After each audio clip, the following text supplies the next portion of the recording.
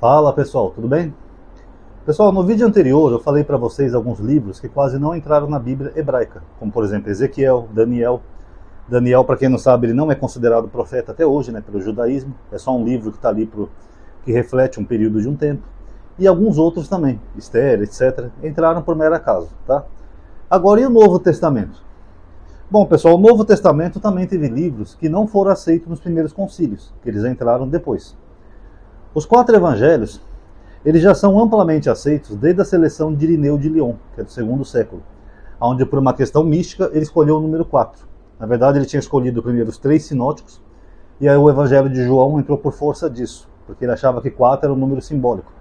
4 pontos cardeais, 4 cavaleiros do Apocalipse, 4 anjos, 4 não sei o quê. Então ele acreditava que o número 4 era um número simbólico, místico. Então por causa disso nós temos 4 evangelhos no Novo Testamento. Engraçado que o evangelho de João também ele é o mais herético, é o mais místico, e é o evangelho que mais se contradiz e contradiz os outros. Só aí vocês têm uma ideia, se ele escolheu 4, mesmo assim um é completamente confuso, imagina os outros evangelhos que ele rejeitou, as bobagens que não deveriam ter, ao ponto de ele ter colocado João em vez de algum outro que tivesse escrito na época. Já os outros livros, pessoal, a igreja cristã, ela era dividida em pequenos grupos de pessoas que tinham suas comunidades, suas igrejas, e ela tinha os seus escritos. Algumas aceitavam umas coisas, outras não aceitavam outras, e assim por diante. Por exemplo, os ebionitas era uma seita cristã do primeiro século, e os ebionitas eles não aceitavam Paulo. Eles achavam que Paulo era um herege, Paulo não deveria ser aceito, ele era um usurpador. Então na igreja deles, naquela comunidade, não tinha nenhum escrito de Paulo sequer. O que é até mais coerente, porque Paulo realmente é tudo isso que eles pensavam e muito mais. Paulo é praticamente um anticristo na Bíblia. É alguém que quer tomar o lugar de Cristo e alguém que Cristo até advertiu para não acreditar se ele viesse, e os cristãos aceitam. Mas o fato é que eles não aceitavam Paulo. E tinha outra corrente de pensamento que rivalizava muito com as correntes paulinas, que eram as correntes joaninas. Por isso que quando você tem coisa ali que é dessa corrente de pensamento, eu não estou falando de um autor, tá? Estou falando de uma corrente de pensamento, você tem ali combates às doutrinas paulinas, como por exemplo o Apocalipse, as epístolas de João e até o Evangelho de João. Então você vê ali um combate de ideias com as ideias paulinas. Agora, os livros mesmo da Bíblia, pessoal, fora os evangelhos, eles foram aceitos depois que começaram a haver os concílios. O primeiro concílio é o de Nicéia, de Constantino, e aí eles começam a determinar quais livros seriam aceitos e quais livros seriam rejeitados na Bíblia, para tentar criar uma teologia única, uma unidade maior da igreja. Não adiantou muito, hoje a igreja é mais fragmentada que não sei o quê, mas durante um tempo funcionou. E quais foram os livros que foram amplamente aceitos? Bom, basicamente, pessoal, a nossa Bíblia deveria ser, de acordo com o concílio, os 4 evangelhos, Atos e as epístolas de Paulo. Basicamente isso. Ia ser só uma Bíblia paulina. Mas houveram mais concílios e outros grupos bateram o pé também. Por causa dos seus livros que eles aceitavam em suas comunidades, acabou entrando outros livros. Agora, quais foram os livros mais rejeitados do Novo Testamento, que só foram entrar bem depois? Vamos começar com as epístolas joaninas. O concílio só aceitou a primeira epístola. A segunda e a terceira seriam descartadas, porque eles não viram ali muito conteúdo teológico. Muita bobagem, muito blá blá blá blá, uma carta praticamente pessoal, cheia de saudações, e não tinha nada assim de muito relevante ou importante. Então, se tivesse terminado ali o concílio, hoje vocês teriam só uma epístola de João. Talvez não tivesse essa bobagem toda de anticristo hoje em dia, porque as 2 outras epístolas foram rejeitadas. A epístola de Pedro foi aceita só a primeira, a segunda não foi aceita. Por quê? Porque a segunda epístola de Pedro, nós sabemos que ela não tem como ser de Pedro. Ela é uma pseudoepígrafe. E além de ser uma pseudoepígrafe, que foi escrita provavelmente depois que Pedro já teria morrido, essa segunda epístola de Pedro, ela traz conteúdos, assim como a epístola de Judas, que também foi rejeitada, que vieram de livros apócrifos, como por exemplo, anjos que pecaram. Você só vê isso na segunda Pedro e Judas. Não, porque os anjos não guardaram seu ministério e caíram em perdição, e foram acorrentados em cadeias eternas, não sei o quê. Inclusive as duas parecem serem do mesmo autor, tanto a epístola de Judas quanto a segunda epístola de Pedro. Essa ideia de anjos que pecaram é tomada de livros apócrifos, como o livro de Enoque, e outros livros que haviam na época, que circulavam entre as comunidades, como a Assunção de Moisés, por exemplo. Então a igreja viu aquilo como bobagem. Falei, isso aqui não tem nada a ver com o resto da Bíblia. Na Bíblia não tem anjos que pecaram, isso aí é bobagem, entendeu? Que nem eu já expliquei para vocês, o livro de Enoque é um livro helênico, anjos que pecaram não tem na Bíblia hebraica, isso aí vem dessa mistura de helenismo com judaísmo, criar essa teologia toda e acabou entrando na Bíblia. É engraçado que os cristãos aceitam hoje porque está num livro chamado Bíblia. Agora, se esses livros tivessem sido rejeitados e alguém tivesse encontrado hoje um manuscrito, eles iam dizer que é apócrifos. Ah, são apócrifos, é bobagem. O Espírito Santo já escolheu os livros da Bíblia. É assim que o cristão pensa, pelo menos a maioria, né, dos evangélicos. Então essas duas epístolas estariam fora da Bíblia. E a epístola de Tiago, ela foi amplamente rejeitada também, para quem não sabe. Porque a igreja viu que a epístola de Tiago, eu já fiz um vídeo aqui em resposta ao Mário Persona, provando isso. Quem quiser procura aí, se eu lembrar eu coloco aqui na tela final, que as Bíblias de estudo comentam, que essa epístola, ela combate fortemente as epístolas de Paulo. Ela tem mais a ver com a corrente de pensamento ebionita do que qualquer outro livro da Bíblia, porque ela prega pobreza, humildade, valores mais judaicos. A epístola de Tiago eu considero a epístola mais judaica do Novo Testamento, porque ela traz concepções ali que só um judeu entenderia, tá? Concepções que estão aí, mas as pessoas não percebem. E ela combate fortemente as ideias de Paulo. Por exemplo, Paulo fala nas suas epístolas, principalmente em Romanos, que a salvação não é por obras, é só pela fé. Aí o autor de Tiago chega a falar assim: ó insensato, chamando de insensato mesmo. Acaso a salvação é só pela fé? Não, nós cremos que a salvação é somente pelas obras.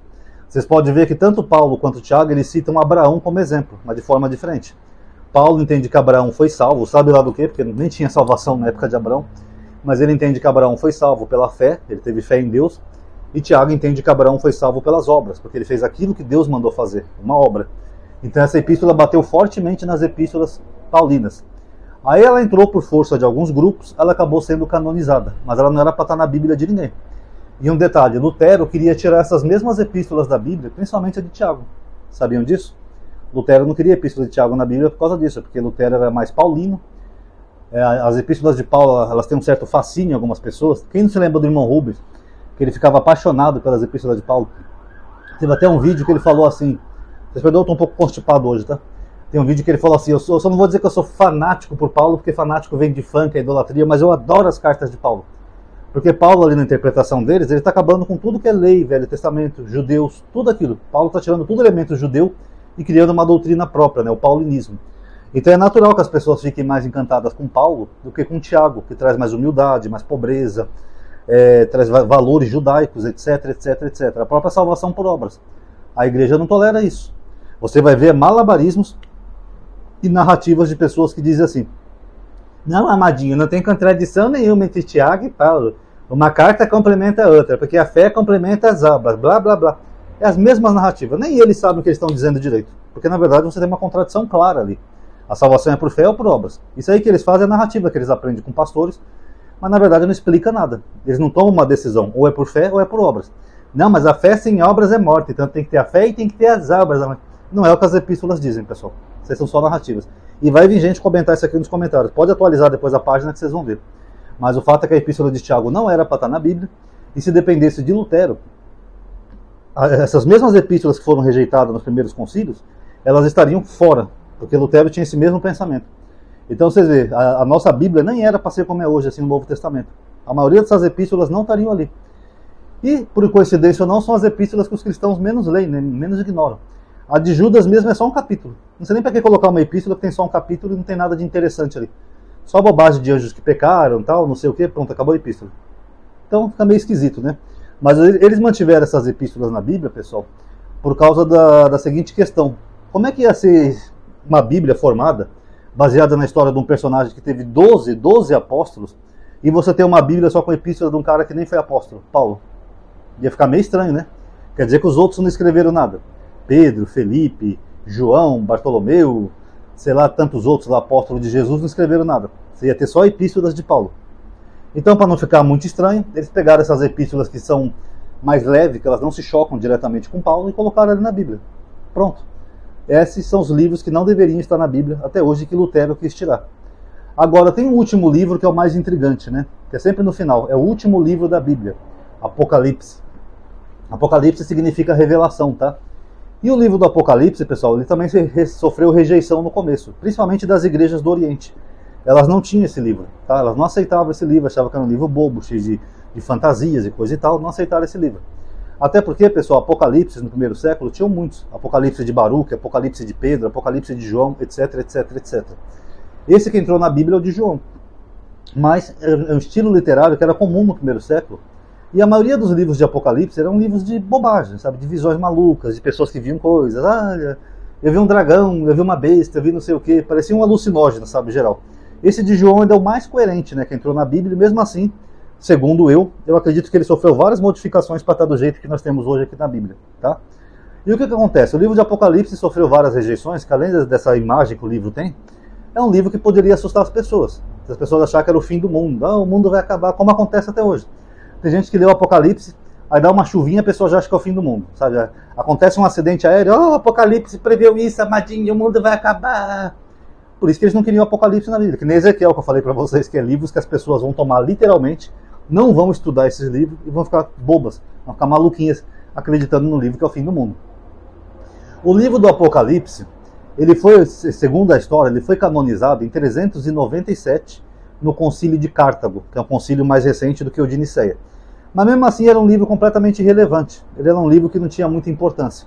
Tanto que se você pegar, por exemplo, a Bíblia Peshitta, que é meados do segundo século, a Peshitta, para quem não sabe, é uma tradução para o aramaico do Novo Testamento grego, onde eles traduziram a Peshitta síriaca, acho que é síriaca que fala. A Bíblia Peshitta não tem esses livros que eu falei. Ela não tem 2 Pedro, ela não tem Judas, ela não tem aquelas duas finais de João, e ela não tem Apocalipse. Por quê? Porque como a Peshitta era para um público mais voltado para o Oriente não aceitava essas cartas. Então é só bobagem. Então eles não traduziram para o aramaico esses livros. Já o Códex Sinaíticos tem o Apocalipse, o que mostra que então ele era lido e estudado e já fazia parte dos livros oficiais da igreja. Agora, até 350, por exemplo, que é um pouco antes desse concílio final, não aparece o Apocalipse. Aparecem vários livros que nós temos na Bíblia, até alguns que não estão na Bíblia aparecem, mas o Apocalipse não. O Códex Sinaíticos também, ele tinha 2 livros que não tem na Bíblia, que é o Pastor de Hermas e Sofia. Curioso, né? Fora que essas listas de pai da igreja, você vai ver outros livros ali também, desde o livro de Enoque até outros livros que não estão na Bíblia hoje. Então, até chegar a Bíblia na forma final como nós temos hoje, foi muito tira e põe, tira e põe, tira e põe. Mas o fato é que o Apocalipse ele só ganhou uma certa relevância também pós-reforma, pós-Lutero.